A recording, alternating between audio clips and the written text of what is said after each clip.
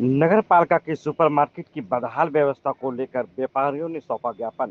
सुल्तानपुर नगर पालिका परिषद के सुपरमार्केट की जर्जर व्यवस्था से जूझ रहे व्यापारियों का धैर्य जब जवाब देता दिखा। मंगलवार को सुंदर लाल व्यापारी कल्याण एवं सेवा समिति के अध्यक्ष आनंद पांडे के नेतृत्व में सैकड़ों व्यापारियों ने अधिशासी अधिकारी को ज्ञापन सौंपकर समस्याओं का तत्काल समाधान करने की मांग की। आनंद पांडे नगर अध्यक्ष भी हो उत्तर प्रदेश उद्योग व्यापार प्रतिनिधि मंडल का, और हम लोग सभी व्यापारी सुपर मार्केट नगर पालिका के आवंटी भी। क्या मामला है, आज आप ईओ सर के यहाँ मिलने आए हैं?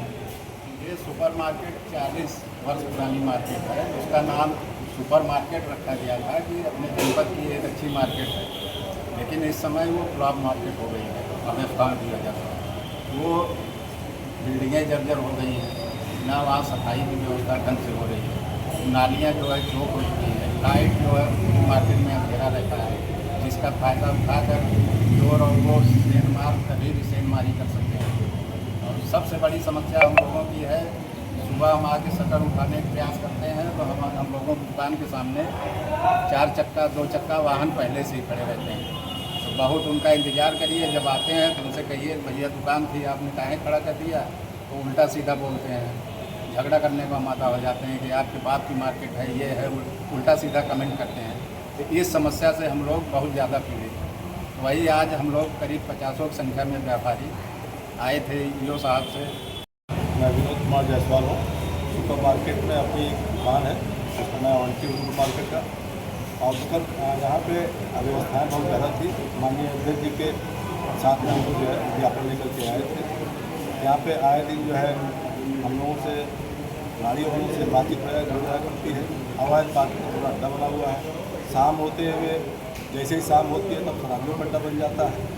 और नाली, सड़क, खड़ंजा, यहाँ तक कि अभी जो है आंधी आई थी, आंधी में जो है रेलिंग वगैरह गिर गई थी और सीढ़ियाँ टूट गई थी। उसकी मरम्मत आज तक नहीं हो पाई, जबकि अध्यक्ष जी ने कई बार प्रयास किया कि वो इसकी मरम्मत हो जाए। ऊपर सिलाई की दुकान है, वहाँ पे लड़कियाँ आती जाती उनके कपड़े करते रहते हैं, लेकिन कभी प्रशासन ने संज्ञान लिया नहीं। क्या लिखित में कोई आपने तहरीर दिया था, प्रार्थना पत्र दिया था? लिखित तो पहले भी जो है अध्यक्ष जी के माध्यम से, संस्था के माध्यम से हम लोगों ने दिया था, लेकिन हमको कोई सुनवाई नहीं हुई। आज भी हम सब इकट्ठा होकर के आए हैं।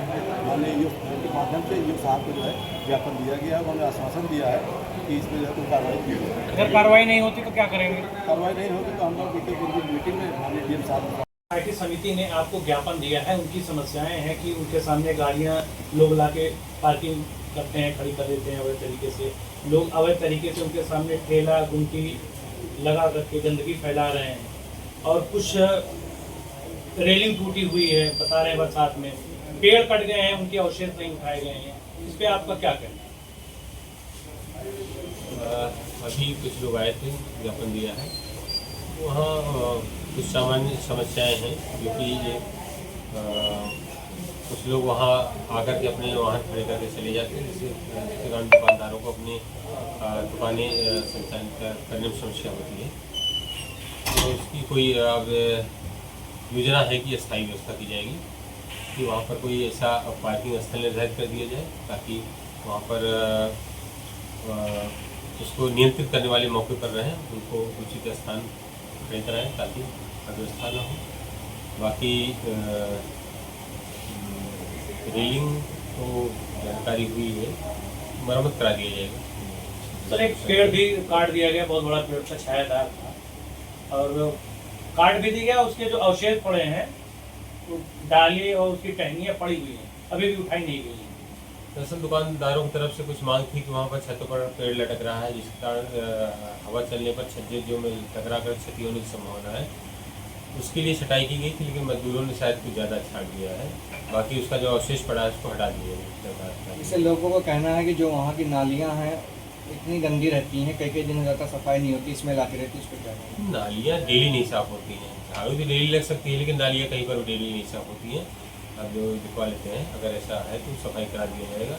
नालियाँ एक समय के बाद जो गंदी होती तभी सफाई होती है। Thank you.